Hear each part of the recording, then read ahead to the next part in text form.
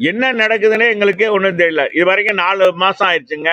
இது வரைக்கும் கூட்டமே இல்லை, மாநகராட்சி கூட்டமே நடக்கல. நேற்று கூட எங்க மாமன்ற உறுப்பினர்கள் பட்ஜெட் தாக்கல் பண்றாங்க. என்ன அர்த்தத்துல பட்ஜெட்?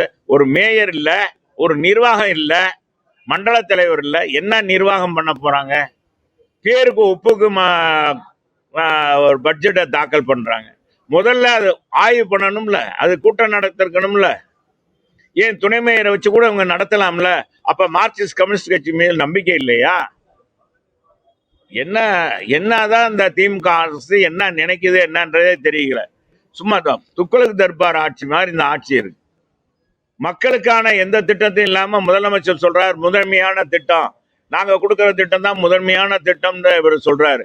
இன்னைக்கு பெண்களுக்கெல்லாம் முன்னேற்றத்தை ஏற்படுத்தியிருக்கணும். என்ன முன்னேற்றத்தை? போதைப் பொருள் கொடுத்து பெண்கள் நடமுட முடியாத அளவுக்கு இருக்கு. 5 வயசு பாப்பால இருந்து 85 வயசு பாட்டி வரைக்கும் வெளியே இன்னைக்கு என்ன நடக்குதுன்னு நாட்டில் நடக்குதுன்னு நமக்கு எல்லாருக்குமே தெரியும். இப்ப ஒரு புள்ளி விவரம் அகில இந்திய அளவில் எடுத்திருக்காங்க. அன்பு திருமாவளவனுக்கு தெரியுமா? தெரியும். தெரிஞ்சுக்கிட்டு பேசாம வாய் மூடி மௌனியாக இருக்கிற தலித்துகள் அதிகமாக பாதிக்கப்பட்டிருக்கு தமிழகம் தான் இந்தியாவிலே. அந்த புள்ளி விவரத்துல குறிப்பாக பெண்கள் மானவங்கப்படுத்தப்பட்டிருக்காங்க, பெண்கள் தான் பாதிக்கப்பட்டிருக்காங்க. இது எதிர்த்து அவர் கேள்வி கேட்டிருக்காரா? ஒண்ணுமே இல்லை. சொல்லுங்க. இப்ப நீ ஏதாச்சும் கேட்டு வேற ஏதாவது போடக்கூடாது. நான் சொன்னதெல்லாம் இதெல்லாம் போட்டுட்டு தான் நீங்க போடணும். திமுக அரசு தொடர்ந்தாதான் தமிழ்நாடு நல்லா இருக்கும் மக்கள் நம்புறதா சிஎம் சொல்லியிருக்காரு சார். சிஎம் தானே சொல்றாரு. ரைட். காக்கைக்கும் தன் குஞ்சு பொன் குஞ்சுன்ற மாதிரி நம்ம முதலமைச்சர் ஏதாச்சும் சொல்லுவாரு. அப்படியே அவர் இப்ப சொல்றதெல்லாம் பாத்தீங்கன்னா என் ஆட்சி தொடரும் 2.0 இதெல்லாம் யார் சொல்றா? முதலமைச்சர் தான் சொல்றாரு. மக்கள் யார்ட்டாச்சும் போய் பேட்டி கேட்டு மக்கள் சொல்றாங்களா? அதை போய் கேளுங்க.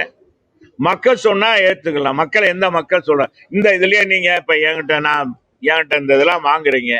இந்த சொக்கலிங்க நகர்ல வாழ்ற இந்த தாய்மார்கள் இங்க எல்லாம் நிக்கிறாங்க.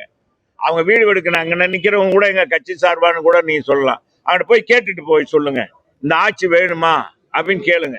ஏறி இருக்க விலைவாசி என்னன்றது.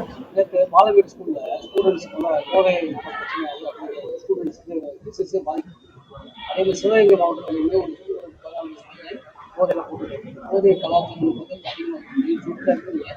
கவர்மெண்ட் சொல்லிட்டு இருக்கு. இப்போ நேற்று கூட மதுரை ஏர்போர்ட்ல 30 கிலோ கஞ்சாவோட 100 கிலோ கஞ்சாவெல்லாம் போதை தொடர்பாக சொன்னாலும் கம்மி பண்ண முடியும். சரி,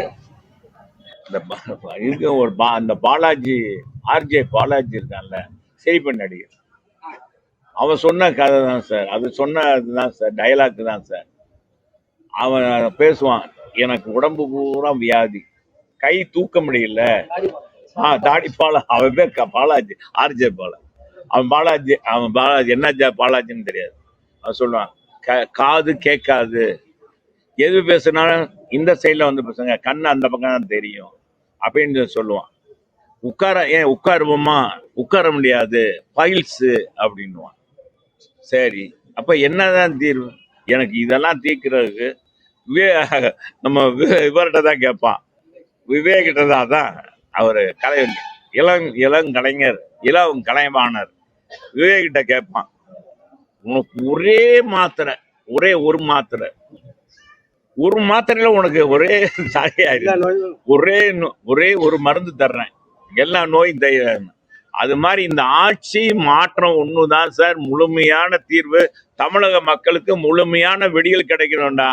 இந்த தேர்தலில் அண்ணா திராவிட முன்னேற்ற கழகத்துக்கு தலைமை முதலமைச்சராக அண்ணன் எடப்பாடியார் அமர்ந்தவுடன் இதுக்கெல்லாம் முழுமையாக தீர்வு கிடைக்கும் என்பதை நான் முழுமையா சொல்லிக்கிறேன். அதுக்கு இடையில நம்ம என்ன சொன்னாலும் இது நடக்க போறதில்லை. ஏன்னா காவல்துறையே பாதிக்கிறாங்க. 3 நாள் 4 நாளைக்கு முன்னால கோயம்புத்தூர்ல இரவு ரோந்து போன காவல் வாகனம், அந்த காவல் வாகனத்துல பாருங்க, ஒரு பெண் காவலர் இருக்காரு, ஒரு டிரைவர், அவரு போலீஸ், அவர் ஏற்றா இதுதான் தெரியல, அவரே அந்த பொண்ணை கற்பழிக்க இது பண்றாரு. எவ்வளவு காவல்துறைக்கே பாதுகாப்பு இல்லை, அப்புறம் என்ன செய்ய போகும்? ஆட்சியில ஒண்ணும் கிடைக்காது.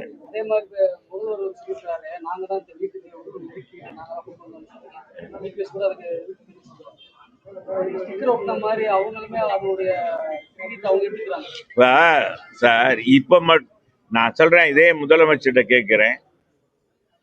முதலமைச்சர் எதிர்கட்சியா இருக்கும்போது இந்த 7.5% இங்க முதலமைச்சர் அன்னைக்கு முதலமைச்சராக இருந்த அண்ணன் எடப்பாடியார் கொண்டு வந்துட்டார்.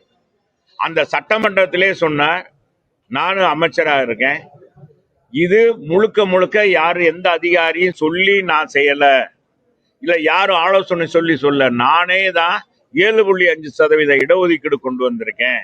இது அரசு பள்ளியில, மாநகராட்சி பள்ளியில, உள்ளாட்சி பள்ளியில படிக்கிறவங்க, ஊராட்சி பள்ளியில படிக்கிற பிள்ளைகளுக்கு இந்த ஒதுக்கீடு கொண்டு வந்திருக்கேன்.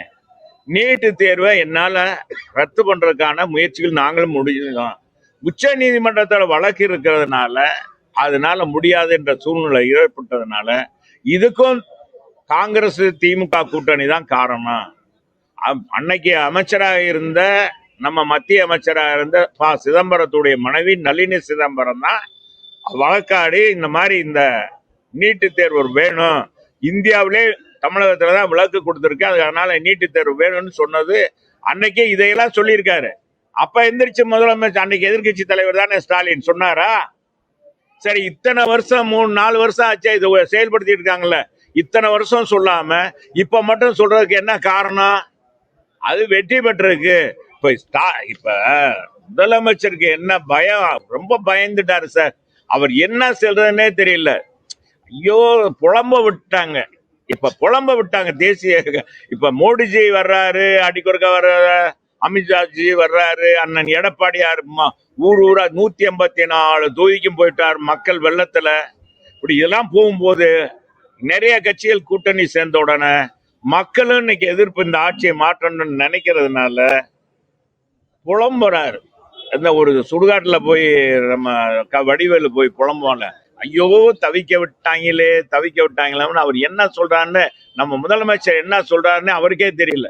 ஏதாச்சும் ஒண்ணு சொல்ல வேண்டியது பத்திரிகையில சொல்லணும், அன்னைக்கு சொல்லிடணும்னு சொல்றாங்க. வேற ஒன்றும் நம்ம முதலமைச்சர் ஒன்றும் இல்லை.